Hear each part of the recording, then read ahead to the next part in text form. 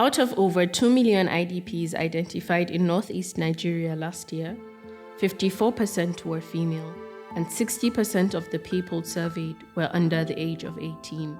Many young girls and women fleeing the horror of Boko Haram have had to navigate their new lives alone as displaced persons.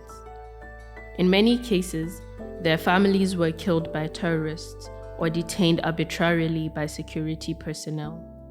Others, at great risk to their lives, fled forced marriages and sexual slavery after abduction by Boko Haram fighters.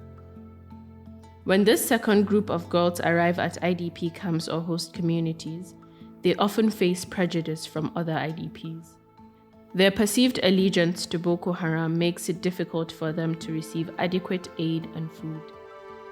Girls and women who have been identified as having lived side by side with Boko Haram, even when they were abducted, are frequently barred from accessing food rations.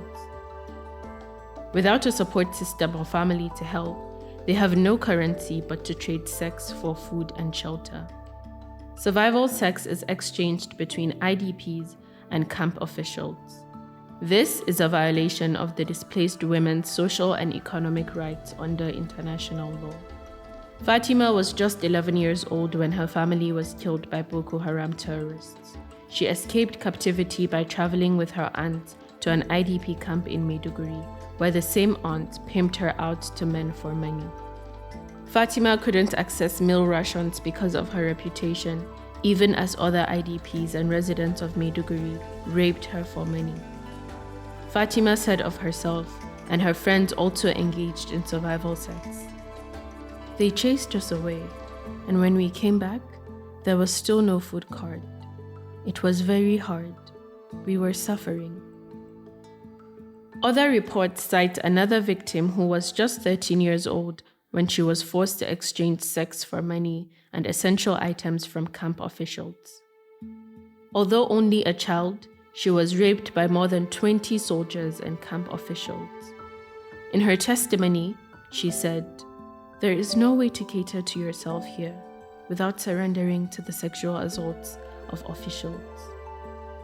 Vulnerable girls are made to work through Magajiyas, older women in the camps who pimp them out. The girls, who include orphans and their daughters, are required to return the money they earn to the Magajiya in exchange for a small percentage and sometimes food and shelter. Rape and sexual assault beyond survival sex remain a daily threat to girls and women in IDP camps and settlements. The perpetrators often go scot-free. In 2019, however, in a rare case of justice, an Air Force officer who raped a 14-year-old IDP searching for firewood in Maiduguri was dismissed from service.